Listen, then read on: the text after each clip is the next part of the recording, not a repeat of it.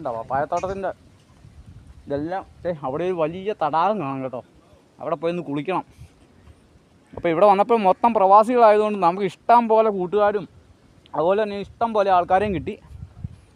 ഇത് കണ്ടോ, ഇത് മുഴുവൻ വിത്ത് എടുത്തിട്ട് ഇത് വിത്താണ് ഇവിടുത്തെ ഒരു ബിസിനസ് കേട്ടോ.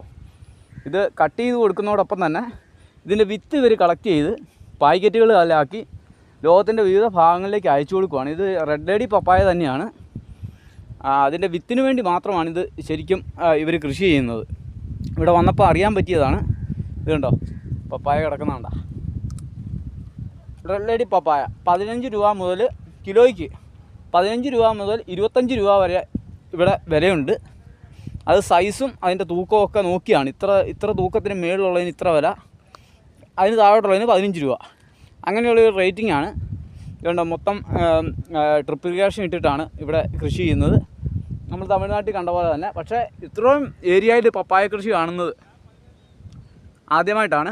ഈ ഏരിയ മുഴുവൻ പപ്പായ കൃഷിയാണ് കേട്ടോ. അത് വാണിജ്യാടിസ്ഥാനത്തിലാണ് ഇവർ കൃഷി ചെയ്യുന്നത്. അതുകൊണ്ടാണ് ദേ അങ്ങോട്ട് നോക്ക്, ഫുൾ ഏരിയ